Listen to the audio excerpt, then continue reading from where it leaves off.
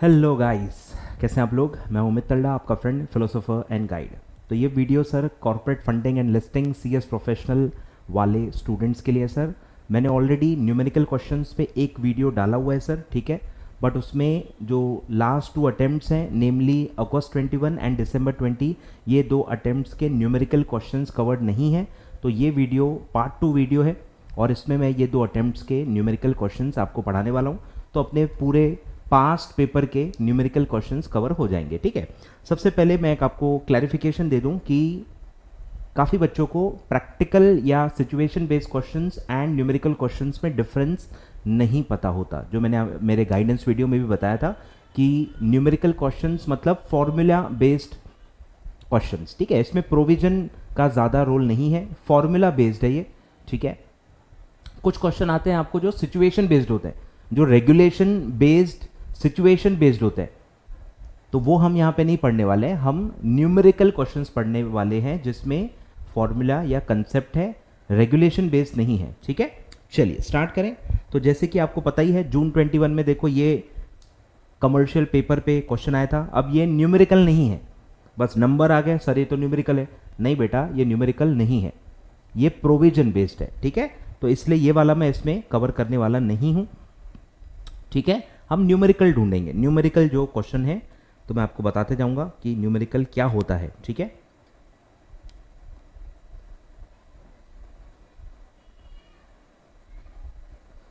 चलो चलो चलो चलो चलो, ये देखो ये आ गया न्यूमेरिकल, ठीक है। ये आ गया न्यूमेरिकल, ठीक है। ये काय पे है, नायक कमेटी, नायक कमेटी वर्किंग कैपिटल रिक्वायरमेंट, ठीक है। टंडन कमेटी ऑलरेडी मैं कवर कर चुका हूं पार्ट 1 में। टंडन कमेटी पे क्वेश्चन पहले भी आ चुके हैं और आ भी सकते हैं। नायक कमेटी पे सर पहली बार आया है और काफ़ी बच्चों ने ये ढंग से मतलब पढ़ा ही नहीं था। मॉड्यूल में एक्चुअली ढंग से दिया भी नहीं है और मॉड्यूल में इसका कुछ प्रैक्टिकल क्वेश्चन भी नहीं दिया है, ठीक है। बट सरप्राइजिंगली 3 मार्क का क्वेश्चन आ चुका है। चलिए पढ़ते हैं कैसे करना है इसको सॉल्व।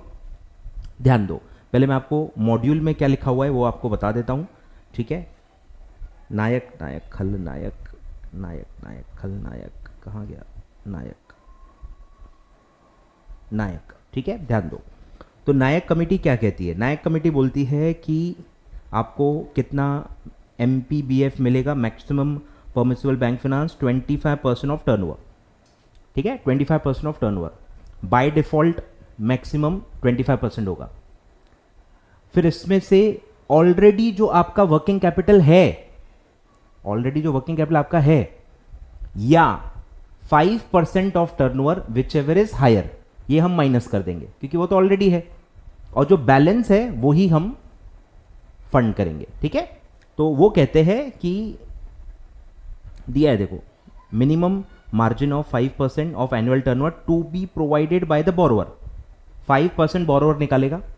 अब 5% से ज्यादा बोरोवर ने ऑलरेडी वर्किंग कैपिटल डाला हुआ है तो जितना भी होगा, ठीक है, 5% और एक्चुअल वर्किंग कैपिटल जो उसका ऑलरेडी है विच एवर इज हायर, मतलब बैंक क्या कर रही है, बेनिफिट ले रही है कि हमारे हिसाब से आपको अपने जेब से 5% निकालना चाहिए, पर आप बेवकूफ हो, आपने 6%, 7%, 8%, 9% कुछ तो डाला है।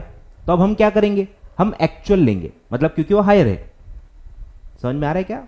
5% कायदे से एज पर रूल्स आपको निकालना चाहिए, पर अगर आपने 5 से ज़्यादा निकाला है तो हम ज़्यादा वाला फिगर माइनस करेंगे, क्योंकि हम आपको जितनी नीड है उतना ही देना चाहते हैं। समझ में आ रहा है क्या।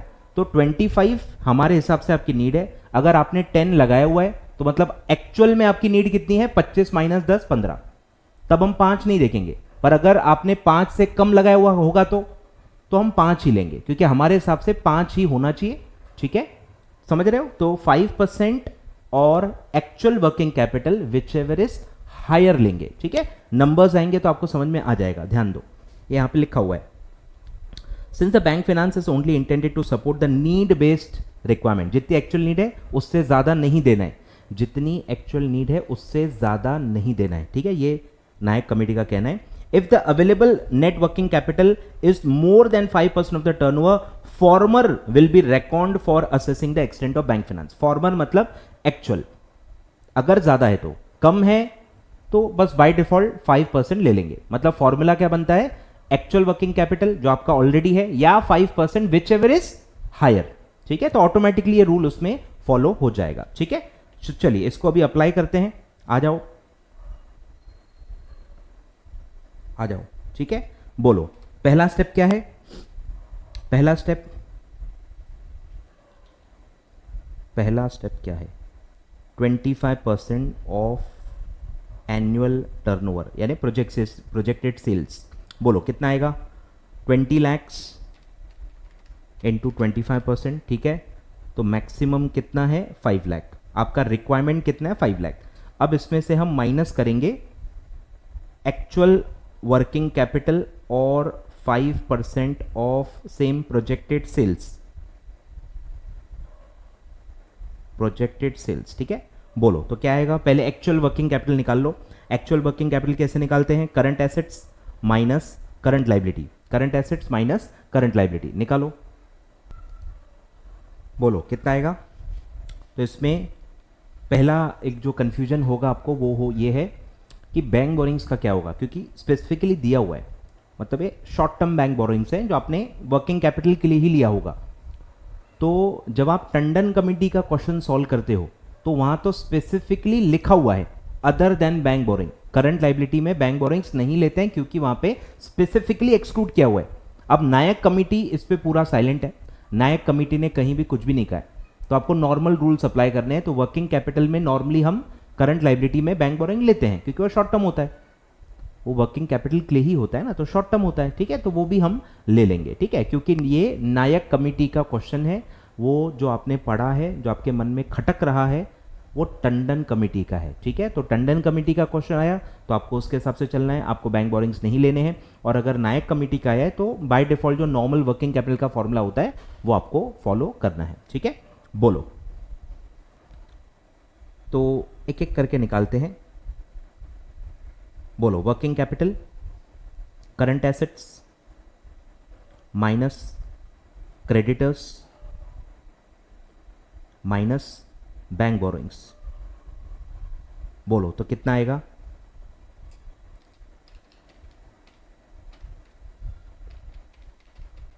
यह आएगा 1,10,000 और 5% ऑफ सेल्स यानी कि 20 lakh whichever is higher. बोलो तो इसका कितना आएगा? 20 लाख का 5% 1 लाख, तो 1 लाख और 1,10,000 विच एवर इज हायर।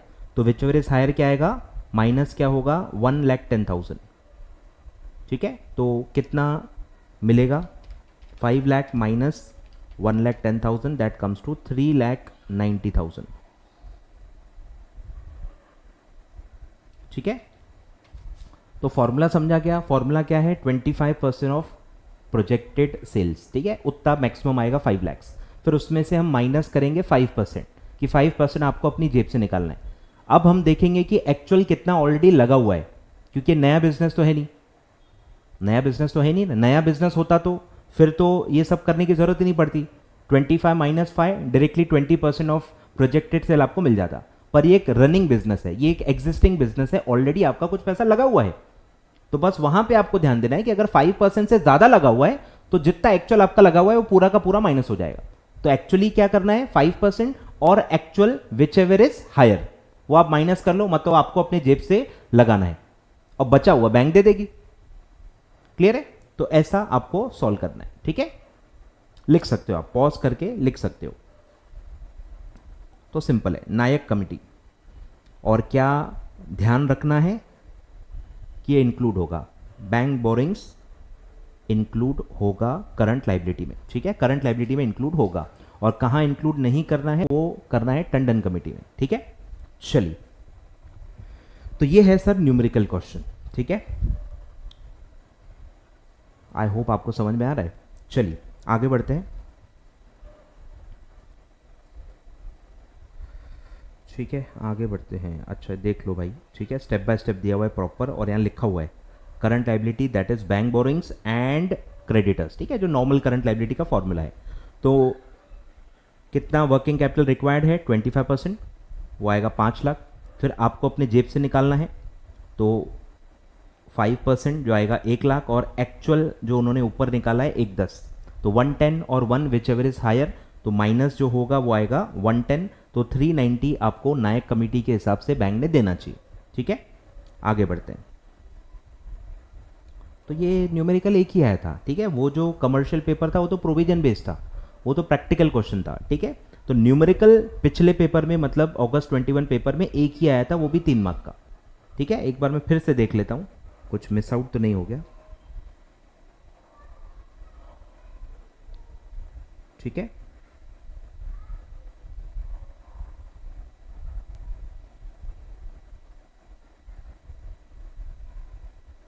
ठीक है, एक ही है। चलो आगे बढ़े, अब आते हैं नेक्स्ट क्वेश्चन पे। जून का हो गया। पार्ट बी में तो न्यूमेरिकल आता ही नहीं है ही नहीं, मतलब प्रोविजन से आपको जो इसमें सिचुएशन ही नहीं है। पार्ट ए में ही है जो भी है। ठीक है, चलो अब आ जाओ दिसंबर 2020। ठीक है, दिसंबर 2020। ठीक है, देखो ये है पूरा आपका न्यूमेरिकल। ये भी बहुत ही अलग क्वेश्चन है। ठीक है, ये भी बहुत ही अलग क्वेश्चन है। ठीक है, वर्किंग कैपिटल के ऊपर है ये। ठीक है, ध्यान दो क्या क्वेश्चन है, आ जाओ स्टार्ट करें।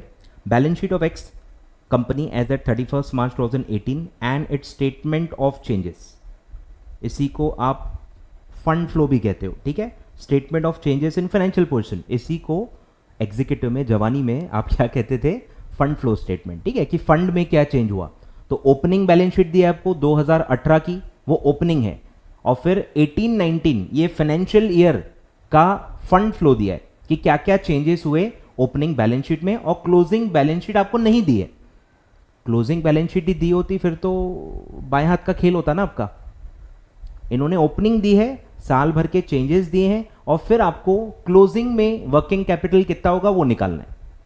क्लियर है, तो बैलेंस शीट है एज ऑन 31 मार्च 18।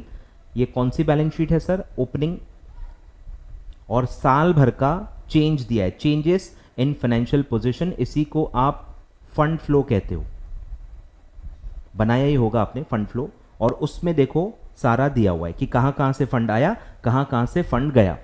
ठीक है, बस यहां पे आपको एक ही चीज अगर क्लिक हो गई तो आंसर आ जाएगा, नहीं तो आप खो जाओगे। ठीक है, क्योंकि ये बस मतलब जिनको या तो कॉमर्स बैकग्राउंड के वाले जो बच्चे नहीं हैं, या 11th-12th को जिनको बहुत ज़्यादा टाइम हो गया है, तो उनको तो मतलब वो खो जाएंगे। ठीक है, तो आपको बस एक ही चीज़ पकड़नी है कि अलग से इंक्रीज इन वर्किंग कैपिटल दिया है।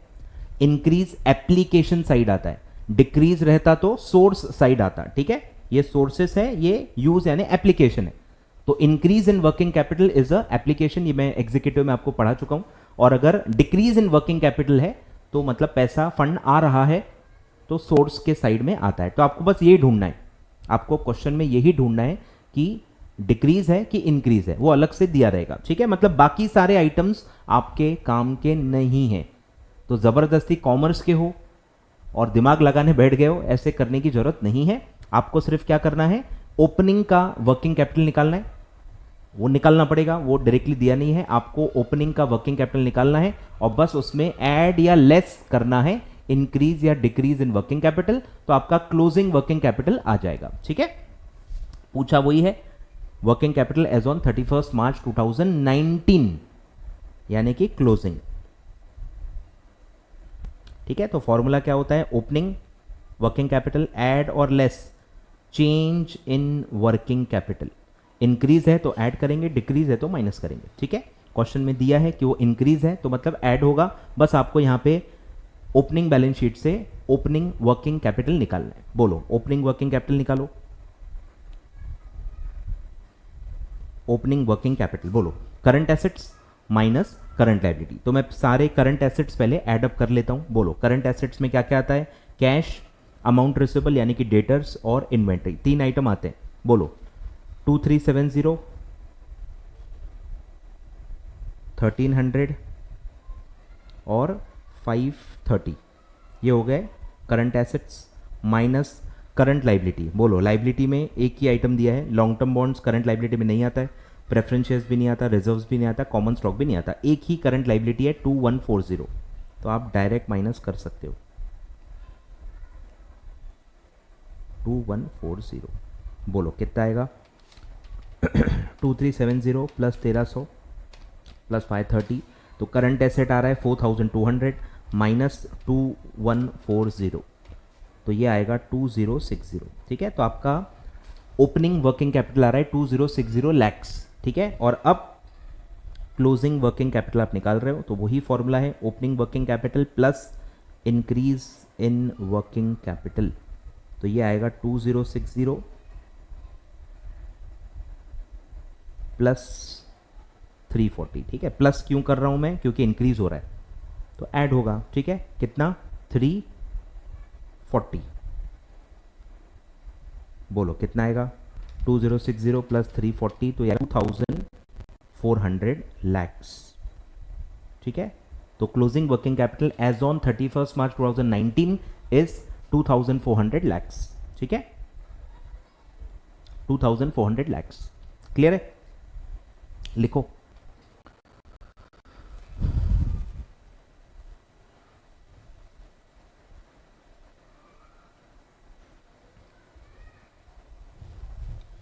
बढ़े आगे, चलो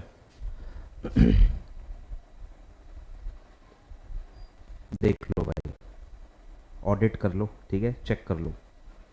ठीक है, ओपनिंग प्लस चेंज, इंक्रीज है तो ऐड कर दिया, डिक्रीज होता तो माइनस कर लेते। ठीक है, और डिक्रीज होता तो कहाँ दिखता, सोर्स में। चलो भैया आगे बढ़ते हैं, आगे आगे आगे बढ़ते चलो। एक और है, आ जाओ, कमर्शियल पेपर। ठीक है, कमर्शियल पेपर का एक क्वेश्चन मैंने पार्ट 1 में भी कराया है, वो लेकिन एग्जीक्यूटिव लेवल का था, सेम ही है, सिमिलर ही है, ये भी सिमिलर ही है। ठीक है, एक ही क्वेश्चन आता है, इफेक्टिव रेट ऑफ इंटरेस्ट निकालने के लिए आता है, effective interest rate per annum. ठीक है, अब कमर्शियल पेपर में देखो इसमें क्या खासियत है, ये डिस्काउंट पे इशू होता है। ठीक है, मतलब ये जीरो कूपन बॉन्ड टाइप है, मतलब इसमें कूपन नहीं होता, कोई इंटरेस्ट रेट नहीं होता, इस ये डिस्काउंट टू फेस वैल्यू होता है। इसीलिए इंटरेस्ट आपको निकालने के लिए कहा है कि परसेंटेज में निकालो कि इफेक्टिव कितना इंटरेस्ट रेट ये दे रहे हैं कमर्शियल पेपर के through per annum. Per annum करना है, एनुअलाइज्ड रेट आपको पूछा हुआ है। ठीक है, एग्जीक्यूटिव लेवल का ये क्वेश्चन है। ठीक है, एग्जीक्यूटिव लेवल का ये क्वेश्चन है। तो क्या है, पूछा क्या है, मैं आपको एक एक समझा देता हूं।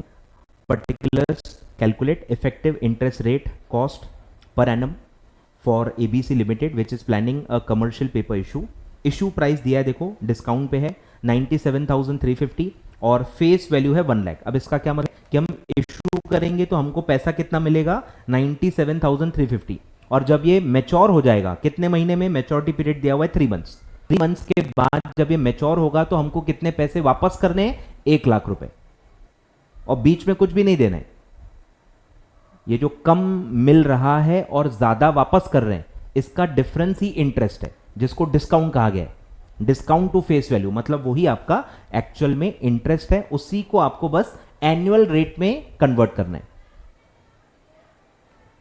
एकदम इजी है, सिर्फ एनुअल रेट में आपको कन्वर्ट करना है। ठीक है, क्योंकि ये जो कॉस्ट है, ये जो आपका खर्चा अभी लग रहा है, ये जो डिस्काउंट आपने दिया है, इसका अपन डायरेक्टली अगर रेट निकालने की कोशिश करेंगे तो निकल तो जाएगा।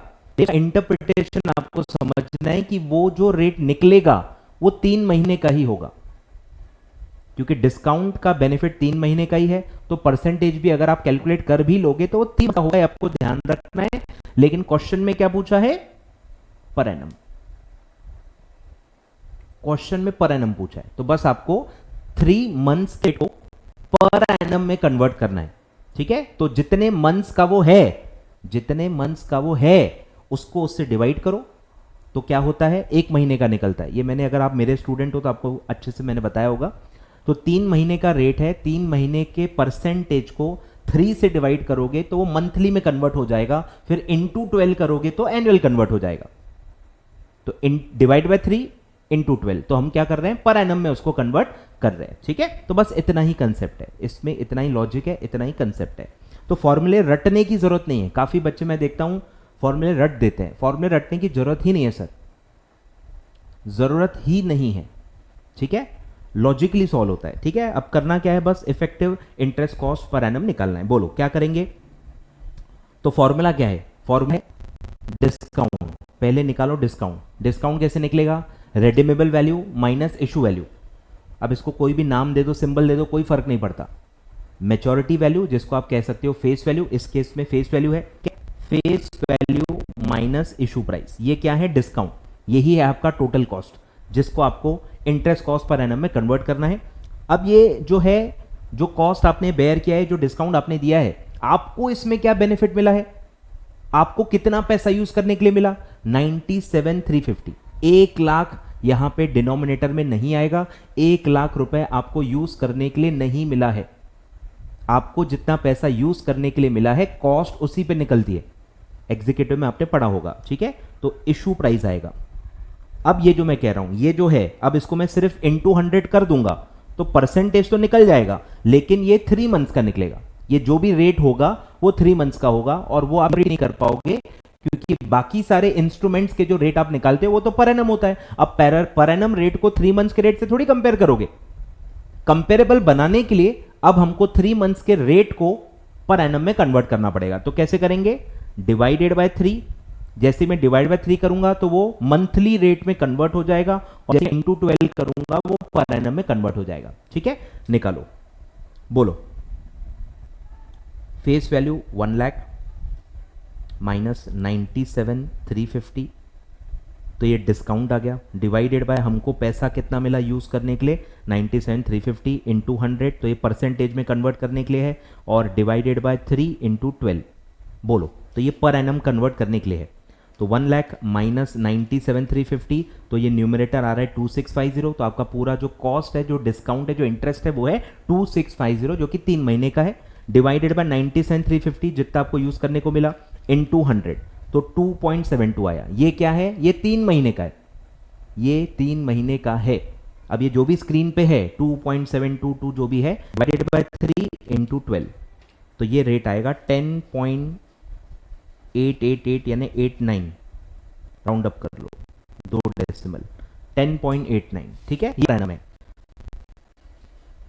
ये अब पर एनम है। तो इतना सिंपल है, यानी कंसेप्ट अगर आपको समझ में आ गया ना, बहुत सिंपल है। काफ़ी लोग बहुत बर्डन ले लेते हैं, फॉर्मूले को रटने की कोशिश करते हैं, उनको समझ में ही नहीं आता कि डिवाइड बाय 3 क्यों कर रहे हैं, इंटू 12 क्यों कर रहे हैं। काफ़ी बच्चों को ये भी नहीं समझा इंटू 100 क्यों कर रहे हैं, ऐसे भी लोग हैं, ठीक है। मुझे कोई प्रॉब्लम नहीं है, पर आप समझ लो अच्छे से, ठीक है। तो ये है, तो ऐसा उसका पूरा लॉजिक है, तो आप लिखो।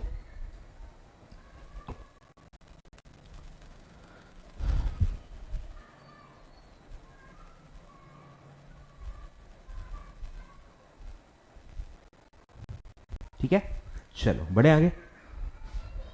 चलो भैया, और क्या आया है, तो ये था 5 मार्क का, ठीक है। ये है 5 मार्क का, 5 और ऊपर मेरे ख्याल से 5, यानी 10 मार्क का ऑलरेडी आ चुका है। आगे बढ़ते हैं, अच्छा चेक कर लो भाई, ठीक है। 2650 3 मंथ्स, ये है उसका, देखो technical formula, F minus P, F यानी फेस वैल्यू, माइनस पी यानी issue price, divided by issue price into 12, divided by M यानी आपका जो ड्यूरेशन है, आपके जो नंबर ऑफ मंथ्स हैं वो, और इंटू 100, ठीक है, ऐसा फॉर्मूला। तो ये वही है पूरा एग्जैक्टली 10.89। आगे बढ़ते हैं, ठीक है। तो मेरे ख्याल से इतना ही है, और कुछ न्यूमेरिकल नहीं है, इसका मतलब न्यूमेरिकल है। अच्छा एक और आ गया है, लो पार्ट बी में भी एक क्वेश्चन आ गया है।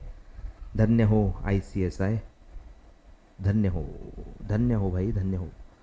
अब ये एक्चुअली ये भी एग्जीक्यूटिव लेवल का है, लेकिन जो आंसर इंस्टीट्यूट ने दिया है वो थोड़ा अलग अप्रोच है। मतलब एग्जीक्यूटिव में जो उन्होंने आंसर दिया है और जो यहाँ दिया है थोड़ा अलग है।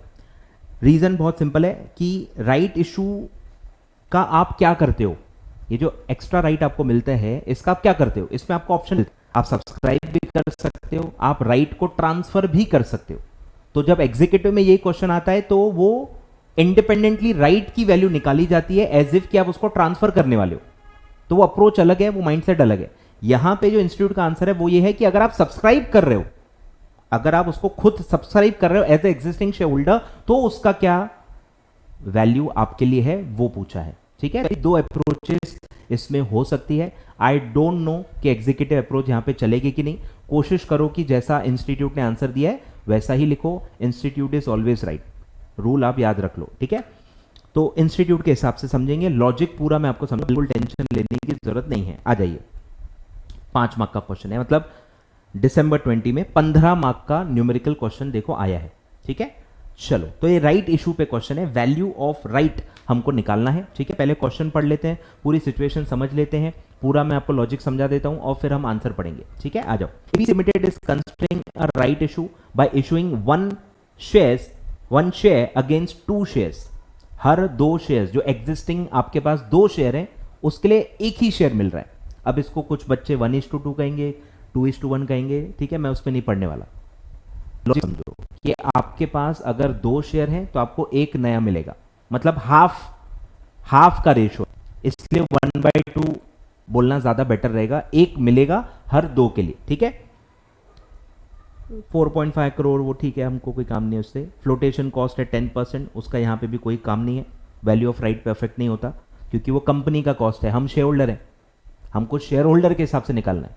ये कॉस्ट किसको बैठने वाला है? कंपनी को। उसका हमारी वैल्यू पे कोई फर्क नहीं पड़ेगा, हमारे जेब से वो नहीं जाने वाला। ठीक है, कंपनी हैज करंटली 18 लाख, मैं क्या करूं 18 लाख शेयर आउटस्टैंडिंग। एंड काम की बात क्या है? Current market price is 100। ठीक है, अब भी शेयर मार्केट में 100 रुपए का है। अब ऑब्वियसली आपको पता ही है, राइट इशू का जो प्राइस होता है वो करंट मार्केट प्राइस होता है। तो करंट मार्केट प्राइस है 100 और आपको राइट इशू में वो कितने में ऑफर कर रहे हैं वो दिया है। Subscription price has been fixed at 50 rupees. आधे में दे रहे हैं, आधे रेट में दे रहे हैं, 100 का 50 में। तो कुछ बच्चे वही कहेंगे सर वैल्यू तो मिल गई, 100 का 50 में, तो 50 रुपए वैल्यू ऑफ राइट हो गई। अरे पर आपको 1:1 थोड़ी मिल रहा है, एक के मिल रहा है, एक के लिए एक जब मिलता है तो आप डायरेक्टली ऐसा बोल सकते हो, रेशो अलग है। तो आपको ये रेशो भी ध्यान रखना है कि दो के लिए एक मिल रहा है।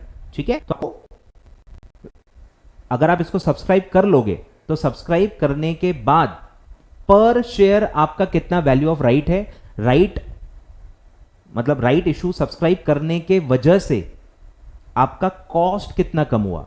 समझो बात को, अब मैं डायरेक्शन बदल रहा हूं डिस्कशन का, कि अगर मैं सब्सक्राइब कर रहा हूं, देखो मैं अभी अपने शेयर की वैल्यू कैसे निकालूंगा? मार्केट प्राइस पे, मार्केट प्राइस पे निकालूंगा। ठीक है, मार्केट प्राइस पे मेरा निकाल लिया, क्योंकि मेरी कॉस्ट कितनी है वो तो दी नहीं है ना। ये जो दो शेयर मेरे पास हैं, ये कितने में मैंने खरीदे ये तो दिया ही नहीं है, तो आपको 100 रुपए लेना पड़ेगा कि दो शेयर्स किसके पास है। सर आप बार बार दो क्यों ले रहे हो? क्योंकि बेस दो है ना, 2 शेयर्स के लिए 1 शेयर मिल रहा है, तो 2 यहां पे क्या है? बेस। जो भी होगा इस क्वेश्चन में 2 है, आपको अगर क्वेश्चन में 3 4 आता है तो आप उसको ले लेना, यहां 2 है तो मैं 2 लूंगा। तो 2 शेयर्स मेरे पास है, 100 रुपए का एक है, मतलब 200 रुपए वैल्यू के शेयर्स अगर मेरे पास हैं तो मुझे उसके बेस पे एक और मिलेगा, एक और मिलेगा जिसकी वैल्यू भी 100 रुपए ही होगी, लेकिन वो 100 रुपए में मुझे नहीं मिल रहा।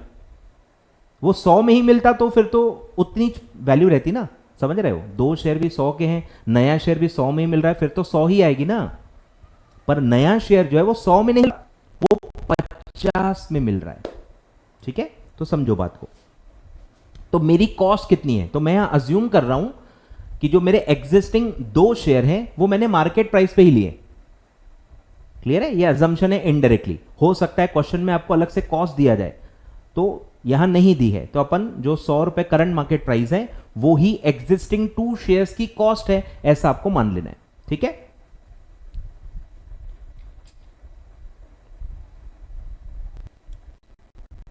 कॉस्ट ऑफ, एक काम करते हैं भाई, जगह ढूंढना पड़ेगा। जगह है क्या भाई? है क्या भाई? नहीं है, ऊपर है, चलो ऊपर लिखते हैं। बोलो, कॉस्ट ऑफ एग्जिस्टिंग 2 शेयर्स। ठीक है, कितना है? 100 हम ले रहे हैं, एज्यूम कर रहे हैं, तो 200 मेरा एग्जिस्टिंग कॉस्ट है। ठीक है, प्लस राइट शेयर के लिए मुझे कितना पैसा देना पड़ेगा? राइट शेयर यानी थर्ड एडिशनल शेयर जो मुझे मिल रहा है वो सिर्फ मात्र 50 रुपए में मिल रहा है, तो 3 शेयर की कॉस्ट कितनी होगी? Cost of 3 shares to share holder, existing share holder जो सब्सक्राइब कर रहा है। देखो ठीक है, मैं यहां अज्यूम कर रहा हूं कि मैं सब्सक्राइब कर रहा हूं, इसलिए मैं अपनी कॉस्ट कितनी ले रहा हूं? 50। मैं वो राइट ट्रांसफर नहीं कर रहा हूं, मैं ट्रांसफर के हिसाब से राइट की वैल्यू नहीं निकाल रहा हूं। ठीक है, मैं उसको सब्सक्राइब कर रहा हूं, तो सब्सक्राइब करने के बाद मेरा कॉस्ट कितना होगा? 250 for 3 shares.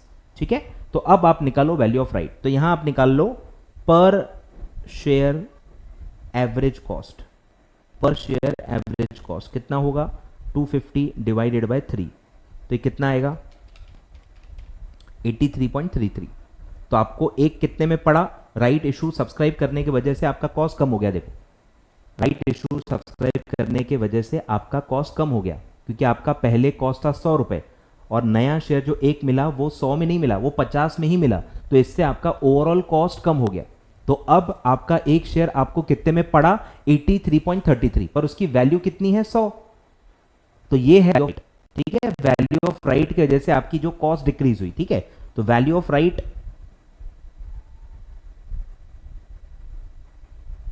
Is equal to market value minus average cost. तो 100 माइनस 83.33, तो ये आएगा 16.66 या 67 जो भी लो, राउंड ऑफ, रुपीस पर शेयर, रुपीस पर शेयर, सब पर शेयर निकालना है कि अब ये लेने के बाद 2 शेयर के बेसिस पे एक एडिशनल शेयर लेने के बाद अब एग्जिस्टिंग शेयर होल्डर के लिए वैल्यू ऑफ राइट क्या है, 16.67। ठीक है, तो इस तरह से इसका इंटरप्रिटेशन आपको समझना है। ठीक है, लिखो। ठीक है, एग्जीक्यूटिव वाला अप्रोच मैं यहां नहीं बता रहा हूं, आपको फालतू कंफ्यूजन होगा। ठीक है, इसीलिए तो क्या करना है, इस टाइप के क्वेश्चन की अप्रोच क्या है, एग्जिस्टिंग जो भी है उसकी कॉस्ट निकालनी है। कॉस्ट दी है तो कॉस्ट ले लो, नहीं दी है तो मार्केट वैल्यू पे ले लो। ठीक है, cost of existing shares, price paid for additional shares, ठीक है, और टोटल कॉस्ट, फिर total cost divided by total shares. Existing 2 थे, एक लिया तो टोटल शेयर्स कितने हो गए 3। रेशो अलग होगा तो ये बदलते जाएगा, जबरदस्ती 3 मत लेना। 4:1 है तो 4 1 टोटल कितना आएगा 5, तो फिर एवरेज निकालने के लिए 5 से डिवाइड करना है। समझ में आ रहा है क्या? तो आई होप पत्थर की लकीर की तरह नहीं देखना है। तो 2 और 1 था तो टोटल कितना आएगा 3, तो मैंने डिवाइड बाय 3 किया, तो एक शेयर का कॉस्ट 83.33, तो वैल्यू है 100, कॉस्ट पड़ा 83.33। तो ये जो सस्ता पड़ा है, ये जो सस्ता पड़ा है ये राइट इशू की वजह से है। तो पर शेयर, एक शेयर पे आपको सब्सक्राइब करने के बाद, राइट इशू सब्सक्राइब करने के बाद पर शेयर आपको बेनिफिट कितना मिला, 16.66। ठीक है, लिखो। ठीक है, तो ये था आपका दिसंबर 20। ठीक है, लिखा हुआ है, देखो ये सब आपको समझेगा ही नहीं, लॉजिक के बेस पे सॉल्व करो। ठीक है, 16.66। अच्छा, ऑल्टरनेट दिया है, सॉरी, हाँ देखो लॉजिकली भी दिया है आंसर। ठीक है, तो market value of 2 shares 200, price paid 50, तो टोटल वैल्यू कितनी हो जाएगी 250। ठीक है, इसी को आप थेरोटिकल वैल्यू भी कह सकते हो, इसी को आप थेरोटिकल एक्स राइट वैल्यू भी कह सकते हो एज पर अकाउंटिंग स्टैंडर्ड। इसी को एक्चुअली क्या कहते हैं, थेरोटिकल एक्स राइट वैल्यू। ठीक है, तो एक्स राइट वैल्यू होगी 83 और मार्केट वैल्यू कितनी है 100, 100 माइनस ये, तो वैल्यू ऑफ राइट एक्चुअली कितना है 16.66। ठीक है, चलो भाई, तो ये आपका हो गया दिसंबर 20, और इसके पहले क्वेश्चन मेरे पार्ट 1 में ऑलरेडी आपको मैंने करा दिए हैं। ठीक है, तो दोनों पार्ट मिला के आपके सारे पास पेपर के न्यूमेरिक हो गए। ठीक है, ये सब मैंने कराया हुआ है, एलसी वेलसी सब कराया हुआ है। ठीक है, तो वो पार्ट का जो लिंक है वो मैं आपको डिस्क्रिप्शन में दे देता हूँ, पार्ट 1 का लिंक डिस्क्रिप्शन में दे देता हूँ, वो भी देख लो अगर आपने नहीं देखा है। ठीक है, तो पार्ट 1 पार्ट 2 इतना न्यूमेरिकल क्वेश्चंस के लिए पास पेपर को कवर करने के हिसाब से पूरा कंप्लीट है। ठीक है, चलिए, तो वीडियो लाइक कर देना। ठीक है, बोलना भूल गया मैं, वीडियो लाइक कर देना। ठीक है, और शेयर कर देना भाई फ्रेंड्स के साथ, दोनों लिंक्स में दे देता हूं। ठीक है, मतलब पार्ट 1 और ये पार्ट 2। ठीक है।